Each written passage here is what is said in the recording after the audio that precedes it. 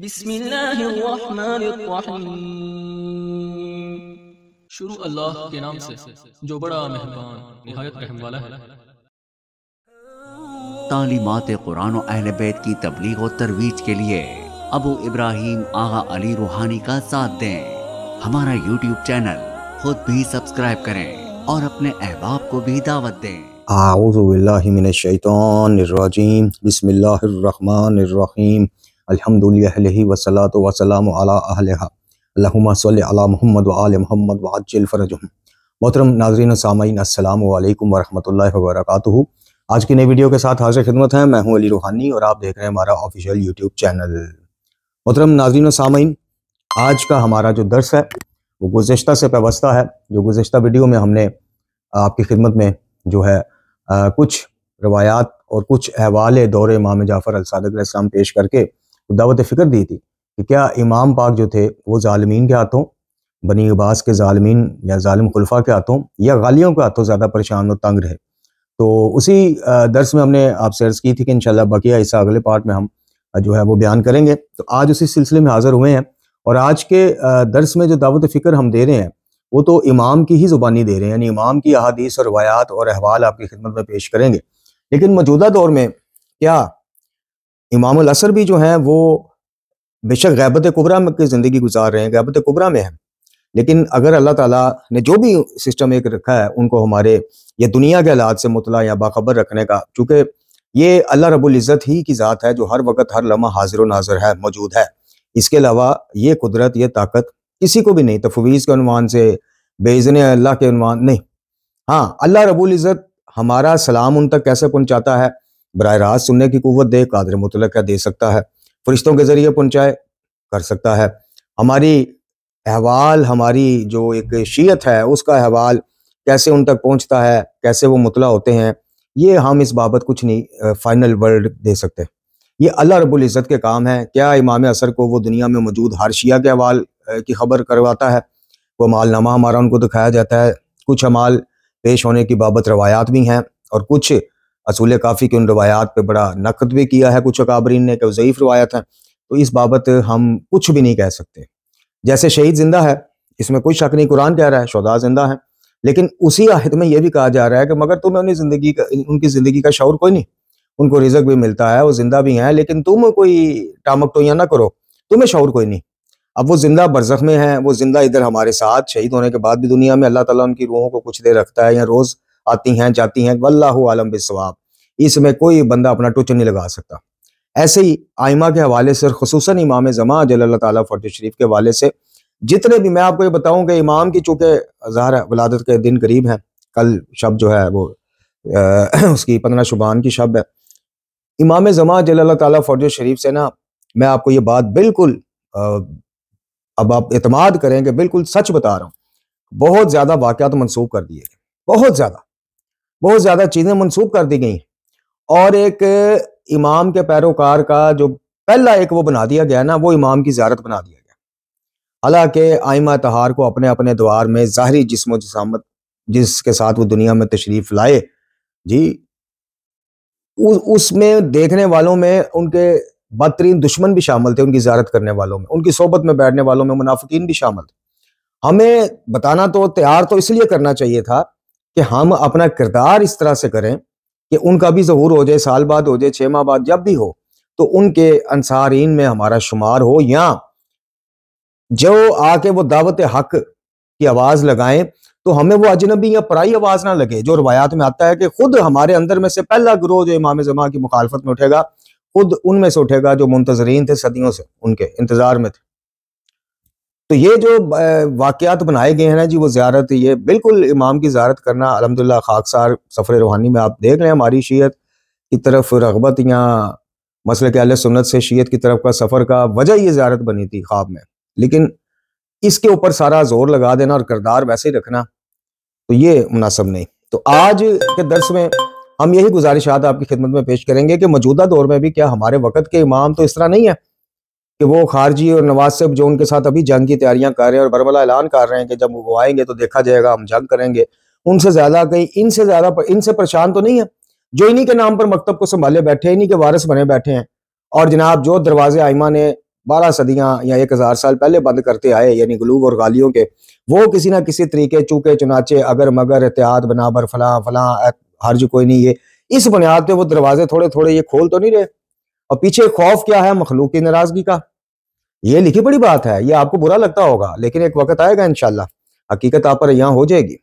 मेरे मोहतरम नाज़रीन और सामाइन, सिर्फ मौजूदा दौर में बरसगीर पाको हिंद के उलमा और ज़ाकिरीन पे हम तनकीद करते हैं, सिर्फ वो इस डर का शिकार नहीं है कि हमने जनाब सीधा सीधा हक बयान करना शुरू कर दिया, मिंबरों से सीधी सीधी तौहीद बयान शुरू कर दी, तो अगली मजलिस किसने पढ़ानी हमसे? ये डर ऊपर तक है, ऊपर तक कि पूरी दुनिया में जो अक्सरियत है वो इन्हीं की है, जो बुत बनाना शुरू हो गए आइमा के जी, जो जुल्जना की परस्तिश की हद तक चला गया मामला, जो तबूतों की परस्तिश शुरू हो गए, जो अल्लाह को छोड़ के तबूतों से मनते।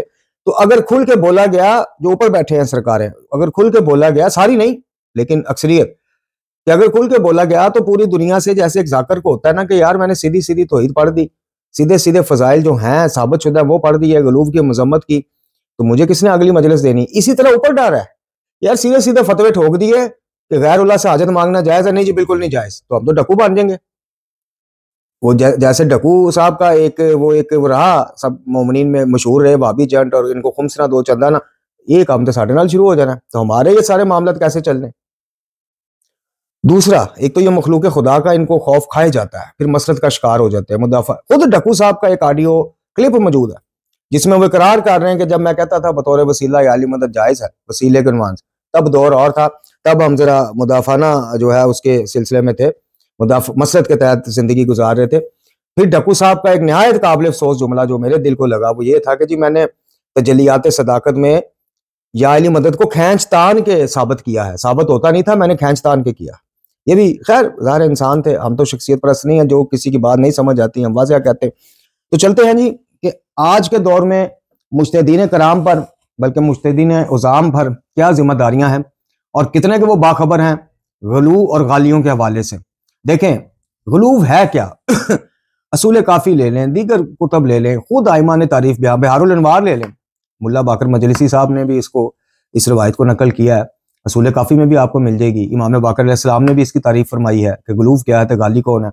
जो खुलासा निकलता है, निचोड़ निकलता है, वो ये है कि गाली वो बदबख्त है, एक तो जो आइमा को अल्लाह की सिफात और ज़ात तक ले जाता है, शरीक कर देता है। दूसरा कि जो बात हम नहीं कहते, जो दावा हम नहीं करते, उसको हमसे मंसूब कर देता है। जो बात हमने कभी नहीं कही वो हमारा नाम लेकर करेगा।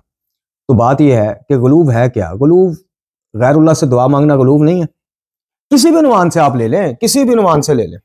अगर तो आइमा ने मांगी है सारी जिंदगी तो बिस्मिल्लाह फबेहा, अगर नहीं मांगी तो ये गलूब हो गया।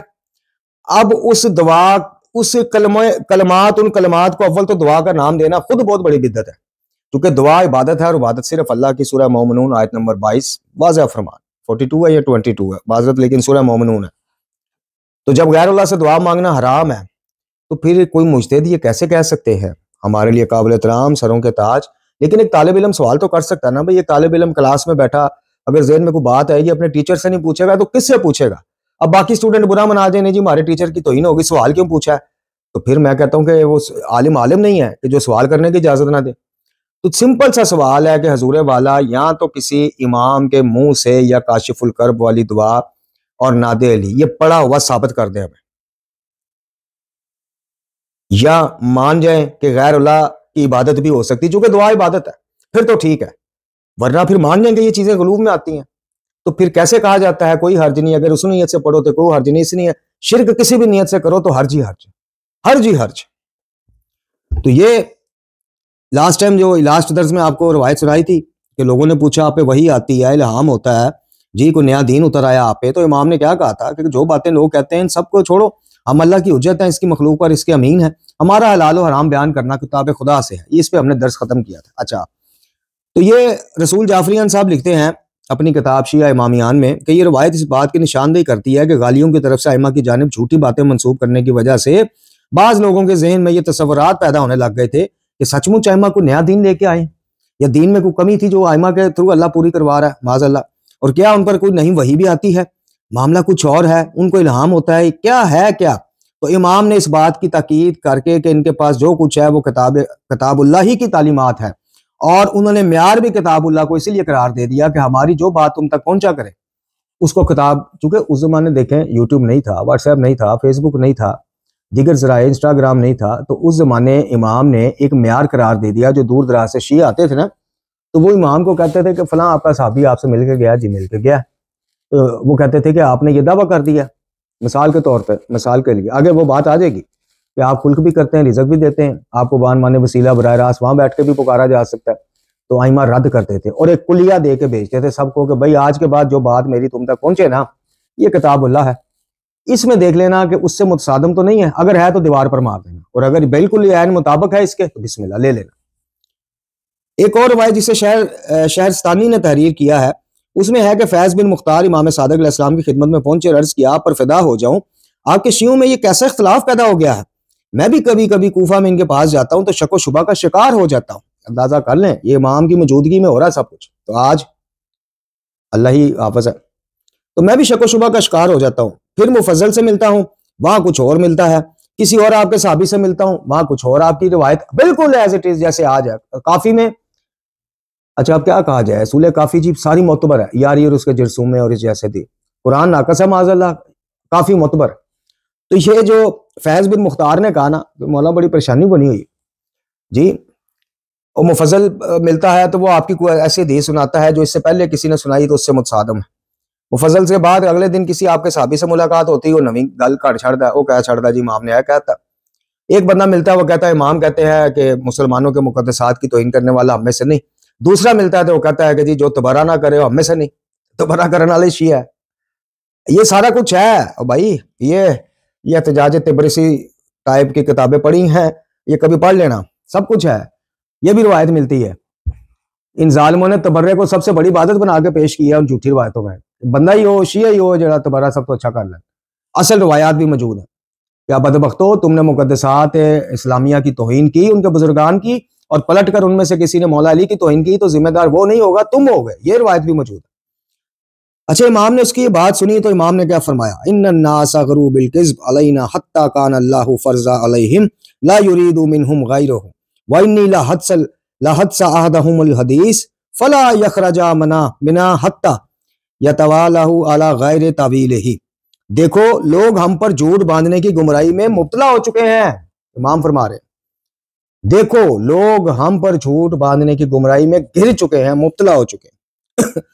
इन नासा गरू गरक हो गए हैं इसमें, किसमें, बिलकिज़्ब अलैना, हम पर झूठ बांधने में, हत्ता कान अल्लाहु फरज़हु, हत्ता के मैं इन पर यह फर्ज गोया, हत्ता के ऐसे लगता है कि गोया खुदा ने इन पर यह फर्ज कर दिया है। हत्ता कान अल्लाहु फरज़हु, कि ऐसा लगता है अल्लाह ने इनकी ड्यूटी लगा दी है कि वो इसके अलावा उनसे कुछ चाहता ही नहीं कि हम पे झूठ करते जाए, हमारे नाम से रवायतें तैयार करते जाए। फिर कहते हैं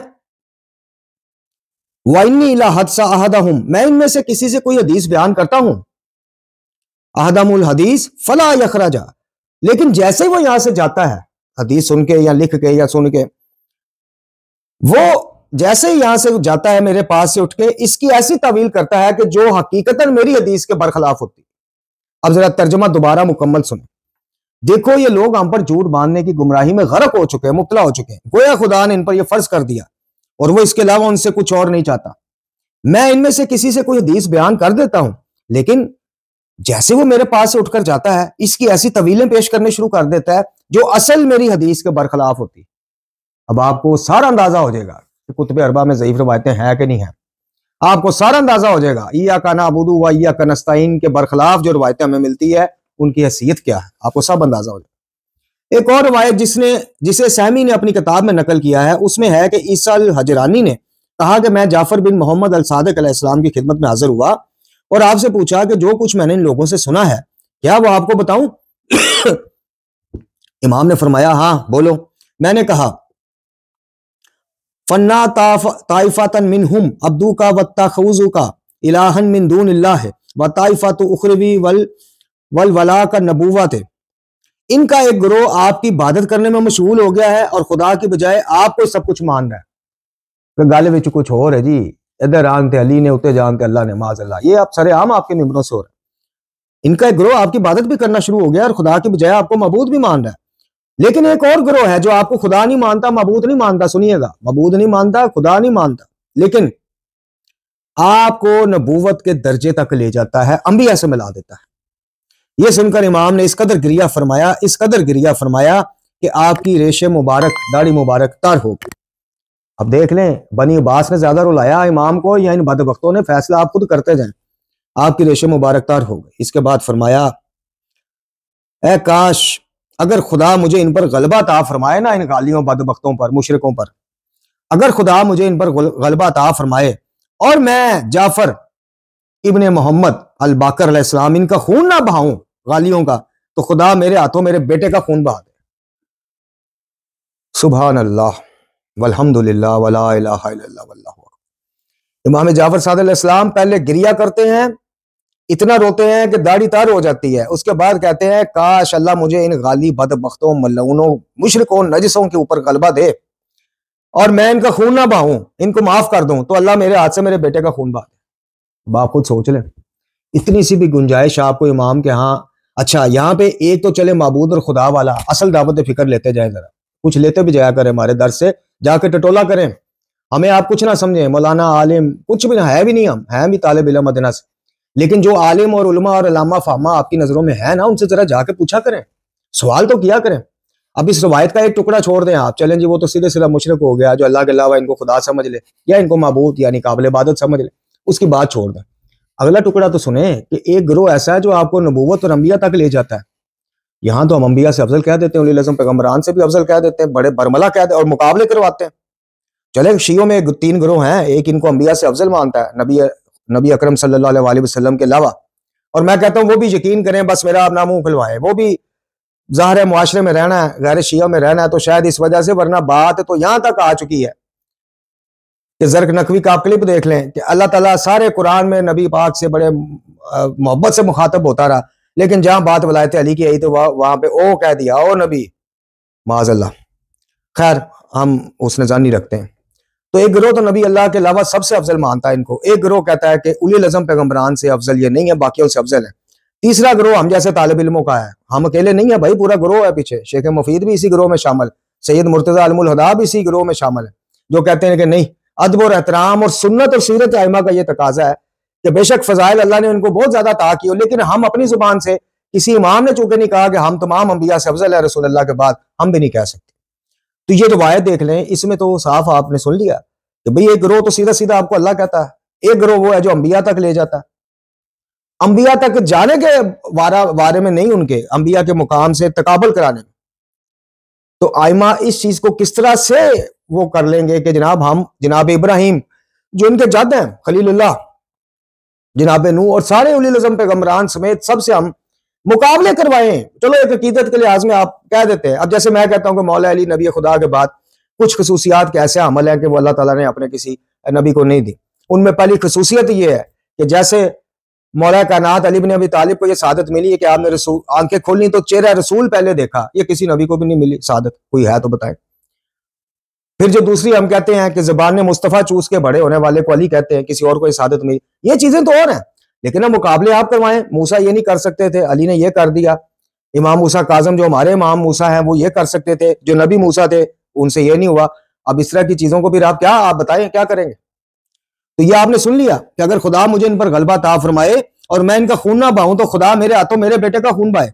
इस बात का इम्कान है कि इस किस्म की खबरों के रावी बिलखसूस वो लोग जो अहले सुन्नत का मजाज रखते थे, इन्होंने अपनी तरफ से कुछ बातों का इजाफा कर दिया हो, लेकिन बाहर सूरत इनसे इस बात की निशानदेही होती है कि गालियों की वजह से इस्लामी मुआशरे में आइमा की शख्सियत पर उंगलियां उठाई जाती रही हैं और उठाई जाती हैं, और बहुत से लोगों के ज़हन में इस किस्म के सवाल जन्म ले रहे थे। बाज गाली इमाम बाकर अलैहिस्सलाम के महदी होने का अकीदा भी रखते थे, जिसकी बाद में इमाम जाफर सादिक अलैहिस्सलाम ने तस्दीक की। बाज गाली आइमा की नबूवत का पक्का अकीदा रखते थे। इस बारे में इमाम जाफर सादिक अलैहिस्सलाम ने फरमाया, अना अंबिया फ़अली लानतुल्लाह व मिन शाका व ज़ालिका फ़अलैहि लानतुल्लाह, जो ये कहे कि हम नबी हैं उन पर उस पर अल्लाह की लानत हो, और जो हमारी इस बात में शक करे कि हमने इन पर लानत डाली है उस पर भी अल्लाह की लानत। इमाम कहते हैं जो बंदा इस बात पे भी शक कर जाए कि हम गालियों को लानती समझते हैं, उस पर भी लानत, शक करने वाले पे भी लानत। बाज गालियों ने लफ्ज़ इलाह और लफ्ज़ इमाम को ही एक करार दे दिया, और आयत वाहू अल्लाज़ी फी समा इलाहु व फिल अर्ज़ इलाहु, सूरह ज़खरफ की आयत की तवील करते हुए कहा कि जमीन के इलाह से मुराद इमाम है। ऊपर अल्लाह होता था, नीचे इमाम होते। ऐसी बातें थी जो इस बात का सबब बनी कि इमाम जाफर अल सादिक अलैहिस्सलाम ने गालियों को मजूसी, यहूद नसारा और मुशरिकीन से भी बदतर नजस तरीन टोला करार दिया। इमाम ने गालियों के उन कायद के खिलाफ इंतहाई सख्त रवैया अख्तियार किया। हमारा इमाम जाफर अल सादिक, उन पर हमारा सलाम, वो बनी अब्बास के जालिम खलीफों के हाथों इतने तांग नहीं रहे जितने गालियों के हाथों तांग रहे। आज अगर मुज्तहिदीन वारिसाने इमाम हैं, वारिसाने अंबिया हैं, आज उनकी रविश, उनके कलम, उनके फतवे, उनकी तौज़ीअल मसाइलों से हमें इमाम की ये सुन्नत और सीरत नजर आनी चाहिए। हमारा कलमा भी पहले इनकार से शुरू होता है, ला इलाहा, कोई अल्लाह नहीं। इसी तरह यही सीरत और रविश आइमा की रही कि पहले बातिल का, गलत मुशरिकाना कायद का इनकार, फिर असल तालीमात का प्रचार। मुज्तहिदीन क्या करते हैं? सबकी बात नहीं हम करते, लेकिन अक्सरियत क्या कर रही है आप खुद बेहतर जानते हैं। अल्लाह ताला से दुआ है कि हमें कुरान वाले बैत की तालीमात रूहानिया से मुंसलिक रखे, इनको पढ़ने, समझने और इन पर अमल करने की तौफीक अता फरमाए। वाखिर दुआना अल्हम्दुलिल्लाह। तालीमात कुरान और अहले बैत की तबलीग और तरवीज के लिए अबू इब्राहिम आगा अली रूहानी का साथ दें। हमारा YouTube चैनल खुद भी सब्सक्राइब करें और अपने अहबाब को भी दावत दें।